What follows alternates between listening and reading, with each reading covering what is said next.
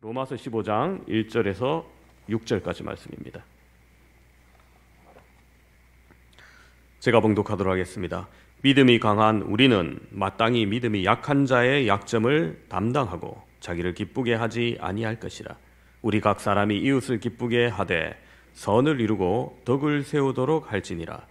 그리스도께서도 자기를 기쁘게 하지 아니하셨나니 기록된 바 주를 비방하는 자들의 비방이 내게 미쳤나이다 함과 같으니라. 무엇이든지 전에 기록된 바는 우리의 교훈을 위하여 기록된 것이니 우리로 하여금 인내로 또는 성경의 위로로 소망을 가지게 함이니라. 이제 인내와 위로에 하나님이 너희로 그리스도 예수를 본받아 서로 뜻이 같게 하여 주사 한 마음과 한 입으로 하나님 곧 우리 주 예수 그리스도의 아버지께 영광을 돌리게 하려 하노라. 아멘. 전국에 모인 유명한 의사들이 최선을 다했지만 이유를 알 수 없었어요. 근데 한 명의가 드디어 처방을 내렸습니다. 왕의 병을 고치려면 세상에서 가장 행복한 사람의 속옷을 입으면 된다는 겁니다. 여기 픽션입니다. 뭐 진짜 이런 병은 없습니다. 신하들이 원인도 몰랐는데 드디어 처방이 내려졌으니까 얼마나 기쁩니까? 그래서 전국을 헤매며 행복한 사람을 찾습니다. 공부를 많이 한 학자를 찾아서 행복하냐 물었지만은 배울수록 근심이 많다고 했습니다. 돈이 많은 부자를 찾아가서 행복하냐고 물었습니다. 그런데 부자는 아직도 더 많은 돈을 벌어야 하기 때문에 행복은 안중에도 없다 말합니다. 아주 건강한 사람을 찾아가서 행복하냐고 물었습니다. 그런데 그 사람은 언제 병이 올지 몰라, 건강을 잃을지 몰라 불안하다고 말합니다. 행복한 사람을 찾지 못해서 낙심하여 돌아오는 길에 밭에서 일하고 있는 한 부부를 보았습니다. 하루의 일과를 마치고 땀에 젖은 부부가 기도하는 모습이 너무나 기쁘고 행복해 보였습니다. 그래서 기쁜 마음으로 달려가 물었습니다. 당신은 행복합니까? 그러자 예, 우리 부부는 하루하루 감사하며 살고 있습니다. 우리는 너무 행복합니다. 드디어 행복한 사람을 만나 신하는 자초지종을 말합니다. 그리고는 입고 있는 속옷을 벗어달라고 정중하게 요청을 합니다. 그런데 갑자기 농부가 난처한 표정을 지었습니다. 아유, 왜 그렇습니까? 무슨 문제라도 있습니까? 돈이라면 얼마든지 드리겠습니다. 근데 농부가 슬픈 표정으로 말합니다. 죄송합니다. 저는 너무 가난해서 지금까지 속옷을 입어본 적이 없습니다. 자, 여러분, 이 이야기는 인생의 행복이 학식이나 재물이나 권력의 소유에 있지 않다는 것을 말해줍니다. 매일매일 주어진 삶 속에서 감사를 느끼며 사는 자가 진정한 행복자임을 우리에게 보여줍니다. 인간은 누구나 행복하길 원합니다. 행복하게 살고 싶어 합니다. 행복은 인간이 추구하는 이상입니다. 그러나 행복을 추구하는 모든 사람들이 행복한 삶을 사는 것은 아닙니다. 오히려 많은 사람들이 원망하고 불평하며 불행한 삶을 살고 있습니다.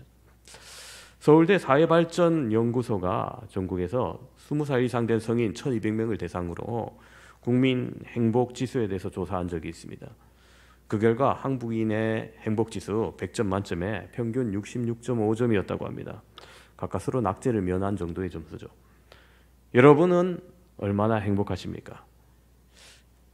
행복의 삶을 결정하는 요인으로 조사한 바로는 70%가 건강을 꼽았고 그 다음 경제력, 사랑, 신앙, 안정된 직장 그런 순이었습니다. 여러분은 무엇이 행복한 삶을 결정하는 요인이라고 생각하십니까? 아이고 훌륭합니다 우리 권사님.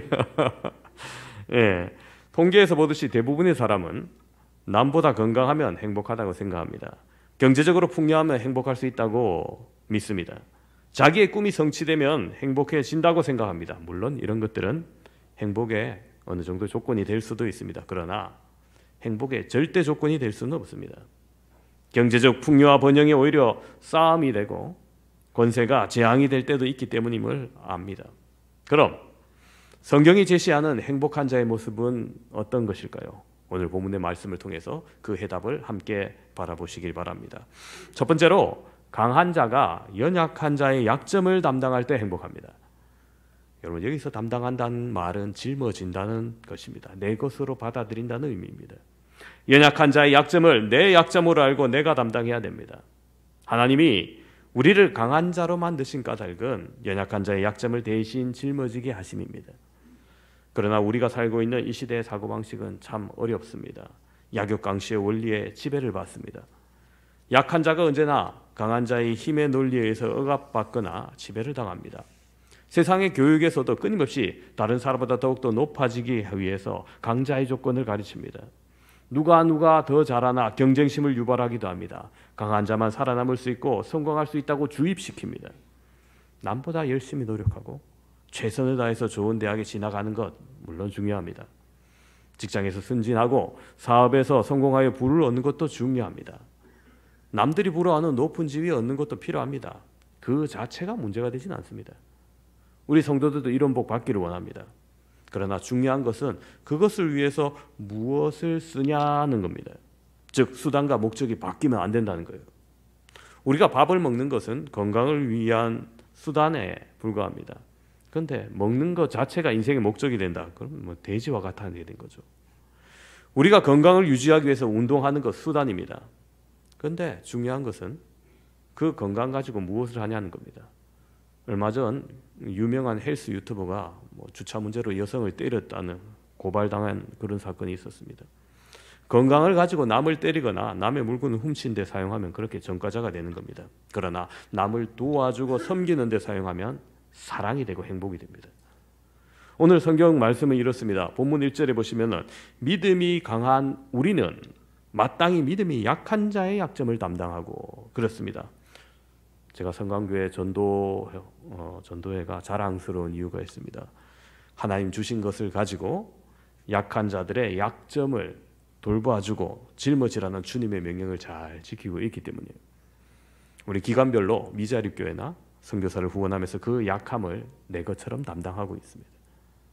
예수님은 이것에 대해서 이미 모범을 친히 보여주셨습니다. 예수님은 강한 자십니다. 하나님과 동등할 수 있는 권세를 지닌 분입니다. 그러나 가장 비참한 마국간에서 태어나셨습니다. 가장 처참한 십자가의 고통을 당하셨습니다. 로마 시민권을 지닌 자들은 십자가에 매달 수 없다고 합니다. 이건 노예의 죽음을 친히 당하셨던 거죠. 공생의 삶 동안 언제나 가난하고 병들고 억눌리고 고난당한 자들의 아픔을 대변해 주셨습니다. 그들의 고통을 치유하고 회복시켜 주셨습니다. 예수님은 십자가의 사랑으로 우리의 연약함을 대신 짊어지셨습니다. 이사야서 53장 4절에 이렇게 말합니다. 그는 실로 우리의 질고를 지고 우리의 슬픔을 당하였거늘. 그리고 다시 6절에는 우리 모두의 죄악을 그에게 담당시키셨도다 말합니다. 그렇습니다. 예수님께서 친히 연약한 자의 약점을 담당한다는 것은 무엇인지를 온몸으로 우리에게 이미 보여주신 겁니다. 본을 보여주신 겁니다. 우리의 질고를 짊어지시고 우리의 슬픔을 대신 당해주셨습니다. 그리고 우리 무리의 죄악을 담당하셨습니다. 이것이 바로 강한 자가 맡아야 할 하나님의 사명인 겁니다. 하나님께서 여러분에게 건강함을 주셨다면 여러분 그 건강함을 자랑하라고 주신 것이 아니라 주의 영광을 위하여 일하라고 주신 줄로 믿으시기 바랍니다. 연약한 자의 약점을 도우고 보완하라고 건강을 주셨습니다. 많은 물질의 복을 받은 분이 있습니까? 그것은 사치하라고 낭비하라고 주신 것이 아닙니다. 그 물질로 생명을 살리라고 주신 것입니다. 자녀의 형통함을 주셨다면 그것은 자식 자랑하라고 주신 것이 아니라 그 자녀들을 통하여서 주님께 영광 돌리라고 주신 것입니다. 내가 관심이 있는 곳이 있습니까? 그곳이 사명입니다. 내 시선이 머무는 곳, 내 생각이 머무는 곳, 나의 손과 발이 머무는 곳에 하나님이 주신 사명이 있습니다. 또한 눈물도 사명입니다. 무슨 말이냐? 내가 당하고 있는 모든 고난, 다른 사람의 눈물을 닦아주라는 주님의 사명입니다. 아픈 자가 고통 중에 있는 다른 사람의 아픔을 가장 잘 이해하고 위로할 수 있습니다. 내가 그런 상황에 처해 있지 않으면 그 아픔을 이해하기 어렵습니다. 지금 내가 당하고 있는 고난과 시련의 터널은 그래서 더 큰 뜻을 이루고자 하시는 하나님의 사명임을 기억하시기 바랍니다. 그런 점에서 보면 오늘 우리의 아픔은, 우리의 고난은 오히려 내일의 꿈이 되고 희망이 될 수 있습니다. 변장된 축복의 모습이라는 겁니다. 그리고 축복이 사명입니다. 내가 남보다 무언가 더 은혜를 입었거나 축복을 받았다면 여러분 그것은 바로 하나님이 주신 사명입니다. 내가 다른 사람보다 더 많은 것을 좀 가지고 있다면 그것을 사명으로 하시길 바랍니다. 그리고 그것을 가지고 주님의 영광을 드러내시길 바랍니다. 그 속에 기쁨이 있습니다. 남이 느끼지 못한 행복이 찾아옵니다. 하나님이 주시는 은혜와 행복의 소낙비가 임하게 됩니다. 광고 드린 대로 캄보디아 단기 선교 너무나 많은 인원이 가서 참 기쁜데요. 제가 이번에 가면은 7번째입니다. 저랑 함께 5번 가신 분이 있습니다. 저희 집사람 아니고요. 대구에 있는 조광법 장로님이십니다.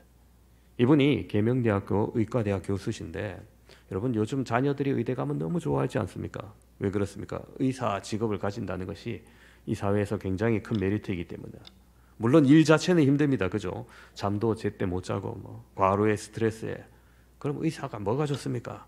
예, 돈 잘 벌고 뭐 누리는 것이 있고 사회적으로 대접받고 뭐 이런 것들이겠죠. 근데 여러분 돈을 아무리 잘 번다 해도 그걸 제대로 누릴 시간이 없다. 그러면 좀 생각해 봐야 되지 않습니까? 그래서 의사보다 의사 부인이 더 행복할지 모릅니다. 아무튼 이 조광범 장로님 매년 그 잘 벌은 돈을 누릴 수 있는 기회를 안 씁니다. 무슨 얘기냐?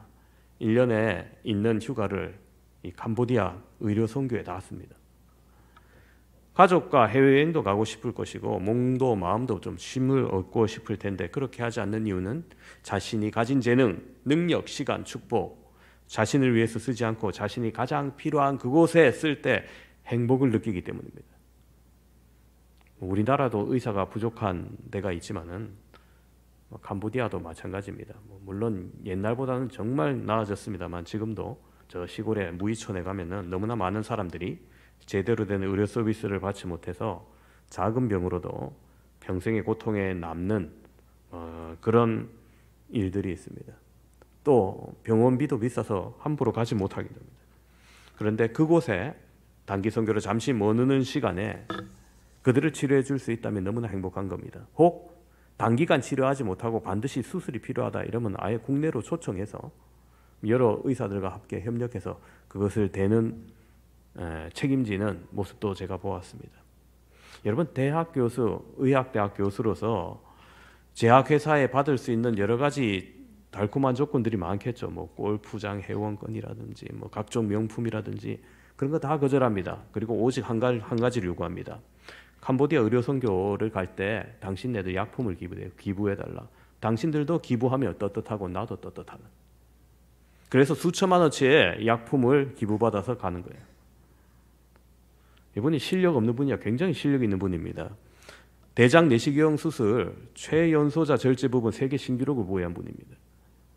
그러면 대학 병원에서 나와서 개인 병원을 차려도 훨씬 많은 경제적 이윤을 받을 수 있을 텐데 때론 그런 유혹도 든다고 이래요.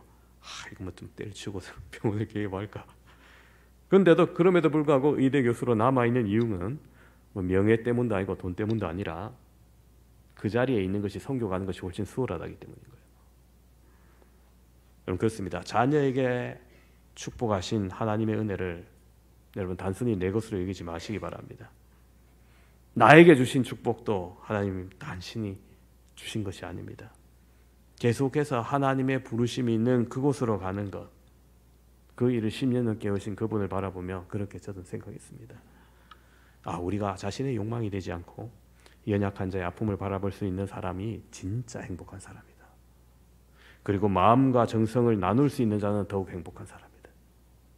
여러분 우리는 모두 이미 강한 자들입니다. 하나님의 거룩한 자녀여 천국을 소유한 자들이기 때문입니다. 여러분이 가지고 있는 건강으로 연약한 자의 아픔을 보듬어 주시기를 바랍니다. 여러분이 가지고 있는 지식으로 배우지 못한 자의 아픔을 채워주시길 바랍니다. 여러분이 가지고 있는 재물로 배고픈 이의 주림을 채워주시기를 바랍니다. 믿음이 견고한 분들, 약한 자들을 붙들어 주시고 그들의 부족함을 비난하거나 정죄하지 마시고 교회 나오면서 무슨 저렇게 하면 그렇게 하지 마시고 말씀 가운데 더욱더 든든히 설 수 있도록 손을 따뜻하게 잡아주시길 바랍니다. 그 속에 행복이 피어납니다. 그 속에서 주님이 주시는 참된 행복이 차고 넘치게 될 줄로 믿습니다. 두 번째로 자기를 기쁘게 하는 자가 아니라 이웃을 기쁘게 할 때 행복하다 말씀하십니다. 오늘 본문 2절 상반절을 보시겠습니다. 우리가 각 사람이 이웃을 기쁘게 하되 그렇습니다. 여러분 인간은 누구나 이기적인 속성을 가지고 있습니다. 자기 중심으로 모든 것을 판단하고 행동하려 합니다. 죄란 하나님을 떠나 살아가는 모든 삶의 것을 의미합니다. 이것을 다르게 표현하면 하나님 없이 자기 중심적으로 살고자 하는 이기심이 바로 죄인 겁니다. 따라서 마음을 바르게 다스리지 못하면 인간은 끊임없이 자신의 욕망을 추구하는 이기적인 사람이 됩니다. 남을 배려하거나 사랑한다는 것은 그렇게 쉽게 이루어지진 않습니다. 특별히 자기 중심적인 이기적인 본성이 강하기 때문이죠. 이 시대는 자기 중심적인 이기심이 팽배해 있습니다. 현대인의 이기심의 대표적인 특징을 잘 보여주는 건 님비족이 있습니다. 이 단어는 Not in my backyard의 첫 글자를 조합하여 만든 겁니다. 어떤 일의 필요성을 공감하지만 내 뜻 안에는 안 된다는 발상입니다. 예를 들어서 우리 시에 화장터는 필요하지만 그 필요성은 공감하지만 그 혐오시설이 내 뜰에 우리 동네에 들어오면 안 된다는 거예요. 핵 폐기물 처리장 우리나라에 반드시 필요하지만 우리가 살고 있는 지역에 들어오면 안 된다는 거예요. 여러분, 이것이 오늘날 집단 이기주의로 표출되고 있습니다. 결국 자신의 밥그릇 싸움입니다. 좀 더 부동산 값을 높이기 위해서, 좀 더 많은 연봉을 높이기 위해서, 기득권을 유지하기 위한 몸부림입니다. 이런 상황에서 남을 기쁘게 한다는 거 쉽지 않죠. 자신의 이기심에서 벗어나 남을 생각하고 배려하기 위해서 무엇보다도 자아를 누가 지배하고 있느냐가 참 중요합니다. 즉 내 마음의 중심이 누구의 지배를 받고 있느냐는 겁니다. 내가 내 인생의 주인이 되어 살면 그것은 이기심의 노예로 전락할 수밖에 없습니다. 그러나 내 마음의 중심에 예수 그리스도가 살아계신다면 달라집니다. 주님이 내 삶을 다스리시면 마음의 평강이 있습니다. 기쁨이 있습니다. 주님이 주시는 소망이 있습니다.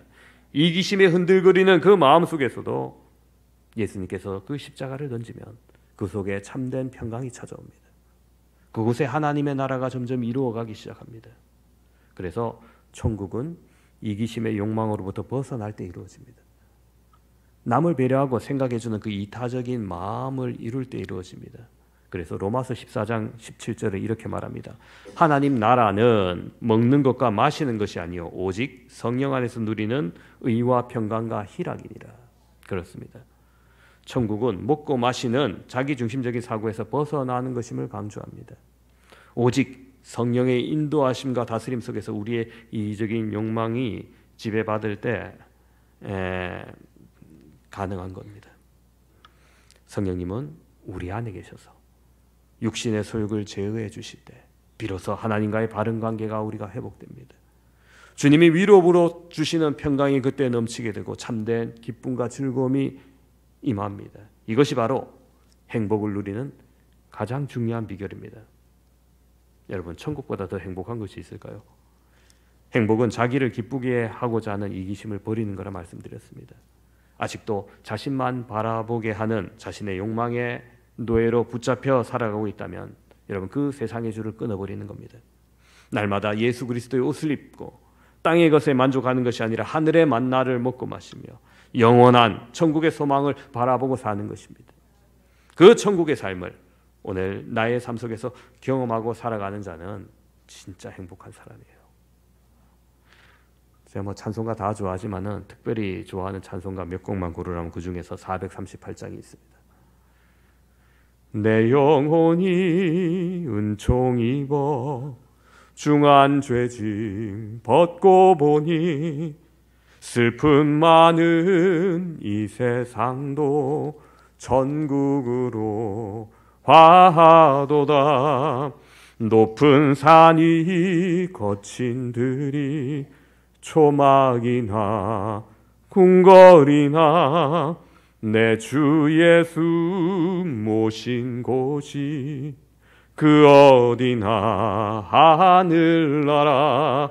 할렐루야 찬양하세. 내 모든 죄 사함 받고 주 예수와 동행하니 그 어디나 하늘나라. 아멘. 그렇습니다. 여러분, 행복의 비밀은 자기중심적인 이기심의 죄를 벗어버리는 겁니다. 자기를 기쁘게 하는 자가 아니라 다른 사람을 먼저 생각하고 기쁘게 하는 겁니다. 그리고 주 예수와 동행하며 성령의 충만함을 사는 것입니다. 이 자리에 계신 우리 모든 성도분들이 주 예수와 동행하여 그 어디나 하늘나라를 경험하시기를 바랍니다. 세 번째로 선을 이루고 덕을 세울 때 행복합니다. 오늘 2절 다시 한번 보겠습니다. 우리 각 사람이 이웃을 기쁘게 하되 선을 이루고 덕을 세우도록 할지니라. 여러분 그렇습니다. 여기서 선이란 하나님의 뜻을 가리킵니다. 그러므로 선을 이룬다는 것은 하나님의 뜻을 이룬다는 겁니다. 여러분 하나님의 뜻이 무엇입니까? 사랑이죠.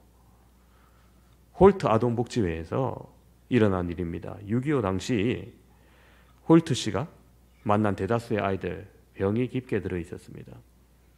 고칠 가능성이 있는 아이들은 병원에 입원시키고 가능성이 없다고 여겨진 아이들은 자기들이 직접 데리고 살았습니다. 그럼 병원에 있는 아이들이 낫고 오겠죠. 아무래도 경상이고 뭐 그러니까. 근데 결과가 의외였습니다. 병원에 입원시킨 아이들 중 대다수가 사망한 데 반해 그가 데리고 산 아이들은 오히려 건강해졌습니다.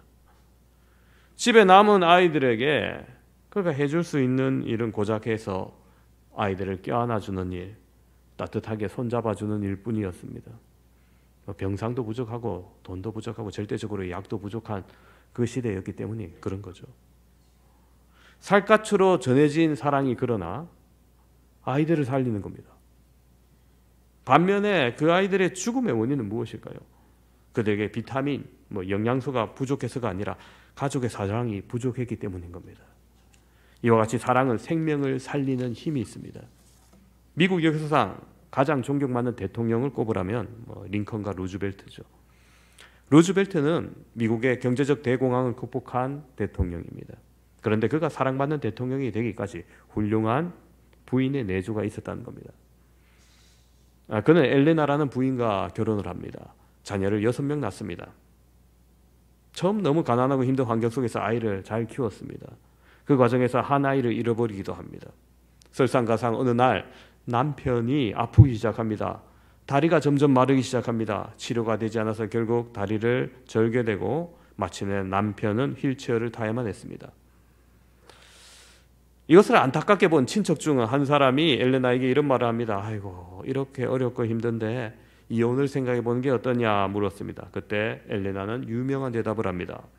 제가 사랑한 것은 남편의 다리가 아닙니다. 저는 남편을 사랑합니다. 저는 남편의 다리 때문에 결혼한 것이 아니라 남편을 사랑했습니다. 그 다리가 어떻게 되느냐 하는 것이 우리의 관계에 아무런 영향을 미칠 수가 없습니다. 그렇습니다. 엘레나의 조건을 뛰어넘는 사랑의 힘이 가정을 지킬 수 있었고 장애인 루즈벨트를 미국 최고의 대통령으로 만들게 된 겁니다. 덕을 세우는 자의 삶은 행복해집니다. 덕이란 자신을 낮출 줄 알고 남을 높여줄 줄 아는 마음입니다. 자기 생각만 고집하고 주장하는 것이 아니라 주님의 마음으로 겸손하게 남을 높여주고 존중해주는 마음씨입니다. 덕을 세우는 자가 행복합니다. 우리 성강교회 성도 모두가 서로를 향하여 자기를 낮추고 겸손히 섬길 때 주님이 주시는 행복이 우리 가운데 임할 줄로 믿습니다. 말씀을 정리합니다. 함께 예배드리는 사랑하는 성도 여러분, 사막 한가운데 펌프가 있고 물 한 바가지가 있습니다. 이 물 한 바가지 어떻게 사용할 수 있을까요? 두 가지 사용할 수 있죠. 하나는 너무 목이 마르니까 일단 마시는 겁니다. 다른 하나는 목은 마르지만 그 물을 펌프에 넣고 물을 끌어올리는 겁니다. 전자는 현실에 자기 인생에 투자하는 거고 후자는 미래의 비전에 투자하는 거죠. 만약 펌프에 넣고 펌프질을 했는데 안 올라올 수도 있지 않습니까? 어느 쪽이 더 지혜로운 방법일까요? 여러분, 자신만을 위해서 한 바가지 물을 마셔버리면 이제는 그 이후에 남는 것이 없습니다. 그러나 잠시 참고 그 한 바가지를 미래에 투자하면은 물이 올라올 때 엄청난 양의 물이 보올릴 수 있습니다. 그리고 다음 목마른 사람에게 물 한 바가지를 남겨서 다음 사람을 살릴 수 있습니다. 참된 인생의 행복은 자신의 필요를 따라 하나님 주신 자원을 써버리는 것이 아닙니다. 다른 사람을 생각하며 자신의 것을 소중한 것을 또한 누리고 나누어 줄 때 더 많은 생수를 공급할 수 있는 거죠. 여러분, 이 나눔 속에 진정한 행복이 있습니다. 이것을 몸으로 보여주신 분이, 몸소 우리에게 본을 보여주신 분이 예수님이십니다. 행복은 결코 멀리 떨어져 있는 환상이 아닙니다. 행복은 환경 속에 있는 것이 아니라 바로 여러분의 마음 속에 있는 겁니다. 오늘 우리는 이 행복의 비결을 말씀 속에서 찾아보았습니다. 어떻게 행복할 수 있었습니까? 첫 번째로 주님이 주신 은총을 연약한 자와 함께 나눌 때 행복합니다. 두 번째로 자신을 위해 사는 자가 아니라 남을 기쁘게 할 때 행복합니다. 세 번째로 하나님의 선을 기뻐하며 덕을 세울 때 이 행복이 우리에게 찾아옵니다. 성강교회 성도 모두가 행복에 기갈된 인생이 아니라 바닷물이 끊임없이 밀려오는 그 파도처럼 행복의 파도가 끊임없이 여러분의 삶에 밀려오는 그 행복의 주인공들이 다 되시기를 주님의 이름으로 축원합니다.